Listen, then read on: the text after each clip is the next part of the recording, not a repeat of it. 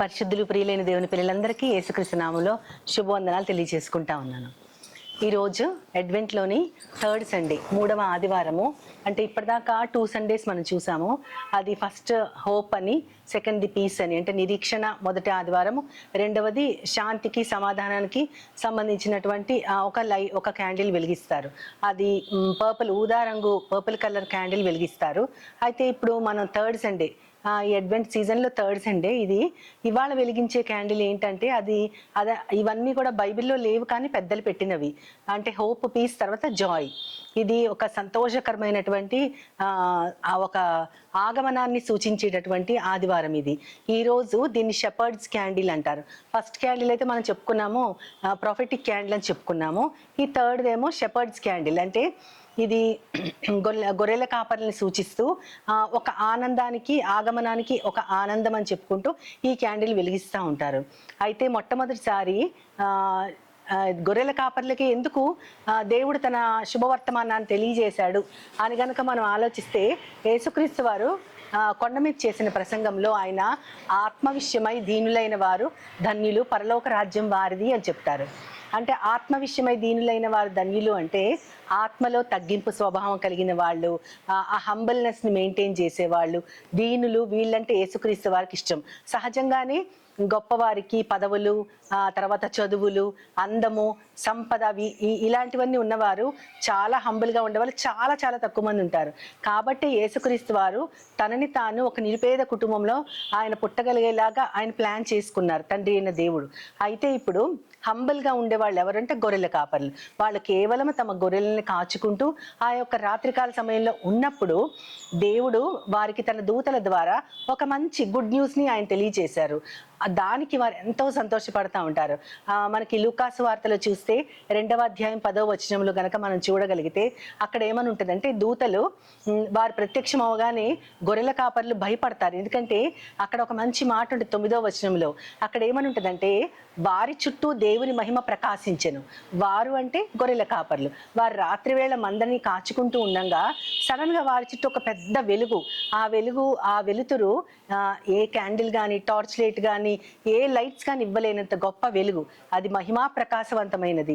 దేవుని యొక్క మహిమతో కూడినటువంటి ఆ ప్రకాశమానమైన వెలుగు వారి చుట్టూ ప్రకాశించింది. కాబట్టి వారెంతో భయపడిపోయారు. అప్పుడు 10వ వచనంలో అక్కడ దేవదూతలు వారితో చెప్తా ఉంటారు, ఏమనంటే, భయపడకండి, ప్రజలందరికీ కలుగబోవు మహా సంతోషకరమైన సువర్తమానము నేడు నేను మీకు తెలియజేసేదను అంటారు. అంటే ఇది ఎవరికి గుడ్ న్యూస్ అంటే ప్రజలందరికీ, ఒక్కరు కాదు, ఇద్దరు కాదు, కానీ ప్రజలందరికీ కలిగే మహా సంతోషకరమైన సువర్తమానము. దీని వలన ప్రతి మానవుడు, పుట్టిన వాళ్ళు, పుట్టబోయే వారు అందరికి కూడా ఇది ఒక చాలా మంచి శుభవర్తమానం. అదే నేను మీకు ఇప్పుడు తెలియజేస్తున్నాను అని అక్కడ దూతలు చెప్తా ఉంటారు. అయితే దానిని బట్టి అక్కడి నుంచి యేసుక్రీస్తు పుట్టుక వారికి తెలియజేయటము, తర్వాత వాళ్ళు అందరికీ చెప్తూ వెళ్ళటము, యేసుక్రీస్తు వారిని దర్శించడం, ఇవన్నీ మనకు తెలిసిన విషయాలే. అయితే వారి యొక్క హంబల్నెస్ని, వాళ్ళల్లో ఉన్న ఆ నమ్రతని, విధేయతని, వారి యొక్క దీనత్వాన్ని బట్టి దేవుడు వారిని ఎంచుకున్నాడని కూడా మనం చూసాం. వారికి చెప్పబడినటువంటి సంతోషకరమైన ఆ వార్తని వారందరికీ తెలియజేశారు. అది సంతోషకరమైన వార్త అని మనం ఎందుకు అనాలి అంటే, కొంతమందికి అది సంతోషం కాదు, కొంతమందికి సంతోషం అనటానికి వీలు లేదు. ఎందుకంటే దేవుడు వారితో చెప్పించినటువంటి మాట అది మహా సంతోషకరమైన సువర్తమానము అని చెప్తా ఉన్నారు. నేను చిన్నప్పుడు పిల్లలకి చెప్పడానికి దీన్ని ఒక చిన్న కథలాగా, అంటే ఎందుకు యేసుక్రీస్తు వారు పుడితే మనకెందుకు సంతోషం అని చిన్న బిడ్డలు అడుగుతూ ఉండేవారు. ముఖ్యంగా మా పిల్లలకి చెప్పేటప్పుడు నేను ఒక చిన్న కథ చెప్పేదాన్ని వాళ్ళకి. అది ఏంటంటే, ఒక రాజకుమారుడు లేదా ఒక మామూలు మనిషి అనుకుందాం, అతను చిన్న పిల్లవాడు. వాడు ఆడుకుంటూ ఆడుకుంటూ తండ్రి చేతిలోంచి తప్పిపోయి వాడు దారి తప్పి వెళ్ళిపోతాడు. అయితే ఈ బిడ్డ ఏడుస్తూ ఉంటాడు ఆకలికి. ఇల్లు దారి ఎలాగో చెప్పడానికి ఆ బిడ్డకు తెలియట్లేదు, సరిగ్గా మాటలు కూడా రావు, చెప్పడానికి అడ్రస్ చెప్పడానికి వాడికి తెలియట్లేదు. వాడు ఎంతో దీన స్థితిలో ఉన్నాడు, వాడికి ఆకలేస్తుంది. ఎవరో వాడిని గమనించి ఆ పిల్లోడు బుడ్డోడు కదా అని వాడికి ఆహారాన్ని ఇచ్చారు. వాడి ఆకలి తీరుతుంది, కానీ వాడికి సంతోషం వస్తుందా అంటే రాదు. వాడు వాళ్ళ తండ్రి ఇంటికి చేరేదాకా వాడికి సంతోషం లేదు. వాడు అలాగా రోడ్ల మీద తిరుగుతూ కొన్ని రోజులకి వాడి బట్టలు దుమ్ము కొట్టుకుపోయి ఉంటాయి. దుమ్ము కొట్టుకుపోయిన బట్టలు చూసి ఎవరో కొంచెం దయగల వాళ్ళకి మంచి బట్టలు ఇస్తారు. ఆ బట్టలతో వాడికి సంతోషం కలుగుద్దా అంటే లేదు. వాడి చెప్పులు అరిగిపోతాయి, వాడికి చెప్పులు ఇస్తారు, సంతోషం కలుగుతుందా అంటే లేదు. మరి వాడికి ఎప్పుడు సంతోషం కలుగుతుంది అంటే ఎప్పుడైతే తన తండ్రి ఇంటిని చేరుకుంటాడో అప్పుడే వాడికి సంతోషం కలుగుతుంది. వాడికి కడుపు నింపినా, వాడికి ఇష్టమైన చాక్లెట్స్ ఏమిచ్చినా, బట్టలు ఇచ్చినా, వాడికి పాదరక్షలు ఇచ్చినా, ఏమిచ్చినా, ఎవరు ముద్దు చేసినా సరే వాడి ఫోకస్ అంతా తండ్రి ఇంటికి మనం ఎలా చేరుకోవాలా అని ఉంటుంది. అలాగ తప్పిపోయిన వారు ఆ బాలుణ్ణి ఏ ప్లేస్లో పెట్టానో అక్కడ మనమందరం మనల్ని ఉంచుకోవాలి.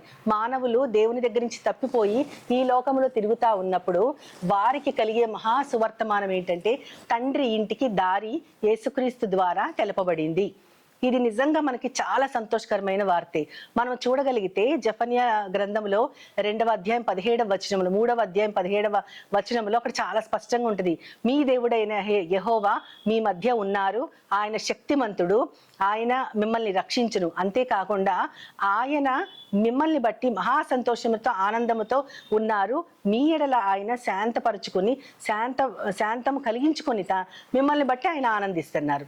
తండ్రి మనల్ని బట్టి ఆనందిస్తూ మన మధ్య ఉంటూ మనల్ని రక్షించడానికి ఒక కుమారుణ్ణి మనకు అనుగ్రహించాడు. ఇది నిజంగా ఆయన శక్తిమంతుడు, యేసుక్రీస్తు వారి శక్తిమంతుడు, అందులో డౌటే లేదు. ఎందుకంటే ఆయన దేవుని స్వరూపము కాబట్టి. ఆయన మన మధ్య నివసిస్తూ అక్కడ జెఫన్యా గ్రంథంలో చెప్పబడింది, అదొక ప్రాఫెసీ లాగా. ఇప్పుడు యేసుక్రీస్తు వారు మన మధ్యనే వెలుసున్నారు, ఆయన శక్తిమంతుడు, ఆయన మనల్ని రక్షిస్తారు. మన పట్ల ఆయనకి సంతోషం, ఆనందం కలిగింది. యాక్చువల్గా దారి వెతుక్కునే మనము ఆయన ఈ లోకంలో పుట్టారు కాబట్టి ఒక దారి మనకి తెరుచుకుంటుంది, పరలోకానికి చేరుకోవడానికి ఒక మార్గం సిద్ధపరచబడింది అని మనం అనుకోవాలి. కానీ దేవుడే మనల్ని బట్టి ఆయన మహా సంతోషం, ఆనందం తన హృదయంలో ఉంచుకుని మన పట్ల జాలి చేసుకుని శాంతము కలిగిన మనసుతో మన యందు ఆయన ఆనందిస్తున్నారని రాయబడి ఉంటుంది. ఎంత బాగుందో అసలు ఈ మాట. దేవుడు ఆత్మస్వరూపుడు, పరిశుద్ధుడు. ఆయన మన కోసము తనకున్న ఏకైక కుమారుణ్ణి ఆత్మరూపుడుగా, శరీర స్వభావం కలవాడిగా, కృపను సత్యమును నింపుకొని మన మధ్య ఆయన నివసించారు.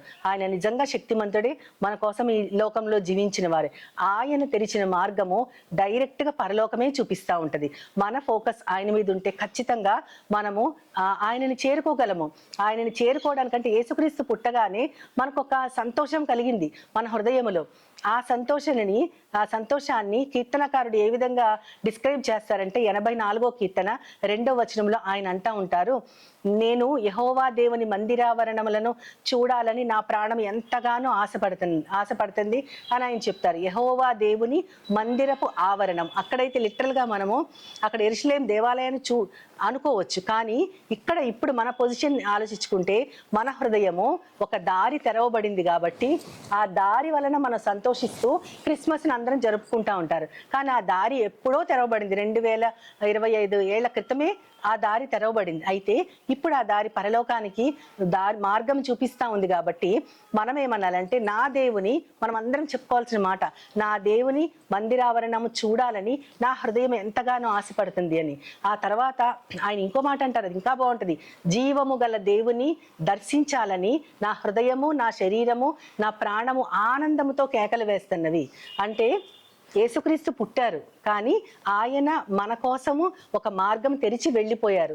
ఈ మార్గం అనుసరిస్తూ మనం తండ్రిని చేరుకునేదాకా మన ప్రాణాత్మ దేహాలు కూడా ఆనందంతో కేకలు వేయాలంట. దేనికోసం అంటే, నేను నా తండ్రి దగ్గరికి వెళ్ళిపోతున్నాను. ఇందాక చెప్పుకున్న కథలో ఆ చిన్న పిల్లవాడు ఏ రీతిగా తప్పిపోయి తన తండ్రి ఇంటికి దారి తెలియక అల్లాడుతున్నాడో, తన తండ్రి పంపించిన వారు ఎవరన్నా వచ్చారనుకోండి, తన ఇంట్లో ఉన్నటువంటి సేవకులు కానీ ఎవరన్నా వచ్చి, రాబాబు నిన్ను మీ నాన్నగారి దగ్గర తీసుకెళ్తానంటే ఎంత తహతహలాడిపోయి ఎంత ఆతృతగా ఉంటాడో ఆ బిడ్డ తన తండ్రిని చేరుకోవడానికి. ఆ బిడ్డ ప్రాణము, ఆత్మ, దేహము కూడా ఆనందంతో కేకలు వేస్తున్నాయండి. ఇంకా ఆ బిడ్డ ఆహారము, నీళ్లు, వేటిని పట్టించుకోడు. ఎప్పుడెప్పుడు నాన్న దగ్గరికి వెళ్దామని ఎంతో సంతోషపడుతూ ఆనందంతో కేకలు వేస్తూ ఉంటారు. ఇప్పుడు మనందరి పొజిషన్ కూడా అంతే. మనకి ఎన్నో వేల ఏళ్ల క్రితమే యేసుక్రీస్తు వారు వచ్చారు, భూలోకంలో ఒక మార్గాన్ని పరలోకం వరకు కూడా తన రక్తము ద్వారా సిద్ధపరిచారు. మనము ఆ మార్గంలో ప్రయాణించడానికి మన ప్రాణాత్మ దేహాలు కూడా ఆయన చూపించిన మార్గంలోనే మనం అనుసరిస్తూ నడుస్తూ ఆయన్ని చేరుకోవడానికి మన ప్రాణము, ఆత్మ, దేహము కూడా సంతోషముతో కేకలు వేస్తూ, ఆనందంతో కేకలు వేస్తూ ఎవరిని దర్శించాలని మన ఆరాటం అంటే, జీవము గల దేవుని దర్శించుటకు అంటారు అక్కడ రాజుగారు. అంటే జీవము గల దేవుని దర్శించుటకు అంటే మన దేవుడు సజీవుడు, ఎప్పుడు ఆయన జీవిస్తానే ఉంటారు. ఆయన ఆ జీవము గల దేవుని యొక్క ఆ సర్వశక్తి మంతతో మన జీవితాల్లో అడుగడుగున మనం అనుభవిస్తూనే ఉంటాము. దీనిని బట్టి మనకి ఈ లోకంలో ఆయన యొక్క శక్తిని, ఆయన జీవాన్ని అన్నిటినీ రుచి చూసిన మనము ఎప్పుడు మనము మహిమదేహంతో ఆయన్ని కలుసుకుంటామన్న ఆరాటం మనలో ఉంటే గనక మన ప్రాణము, ఆత్మ, దేహము కూడా ఆనందంతో కేకలు వేస్తూ ఉంటాయని మహారాజు అయినటువంటి దావీదు గారు చెప్పిన విధంగానే మనం అందరం అనుకోవాలి. ఇటువంటి గొప్ప సంతోషము, ఆనందము కేవలము ఆయన నమ్మిన వారికి లేదా ఒక తన జనాంగంగా పిలుచుకున్న వారికి మాత్రమే కాదు, సర్వలోకానికి కూడా ఈ యొక్క శుభవర్తమానం వర్తిస్తుంది. ప్రతి వారు కూడా తప్పిపోయిన తండ్రి ఇంటికి చేరుకోవడానికి సంతోషముతో ఆ దారిని అనుసరించడానికి దారి తెరిచిన వారు యేసుక్రీస్తు వారు. ఆయనని మనం స్తుతించుకుంటూ ఆ దారిని బట్టి సంతోషిస్తూ ఆనందంతో కేకలు వేస్తూ మన జీవిత కాలం అంతా కూడా ఆయనని చేరుకోవడానికి ఎంతో ఆత్రంగా ఎదురు చూస్తూ ఆయన ఆజ్ఞని ఒక్కటి కూడా మేరకుండా ఉండటానికి మనకు ఆయన పరిశుద్ధ గ్రంథంలో తన మాటల్ని గ్రంథస్థం చేసి మనందరి చేతుల్లో పెట్టారు. కాబట్టి మనం ఆ మాటల్ని స్మరించుకుంటూ ఈ సంతోషంలో ఎంతో మంది అన్యులు ఉన్నారు, యేసుక్రీస్తుని తెలియని వారు. వారిని కూడా పాలి భాగస్థులు చెయ్యాలని మనము సాత్వికముతో వారికి కూడా చెప్పాలని మనందరి తరఫున ఈ సంతోషం అందరికి వర్తింపజేయాలని మనందరి తరఫున చిన్న ప్రార్థన చేసి వేడుకుంటాను. ప్రేమమయుడ, ప్రియ పరలోకపు తండ్రి, నాయన జీవము గల దేవుని సందర్శించడానికి ప్రాణాత్మ దేహాల ఆనందంతో కేకలు వేస్తున్నాయని రాజుగారు దావీదు గారు ఏ విధముగా చెప్పారో మేము కూడా ఎంతో ఆత్రంగా ఉన్నాం తండ్రి.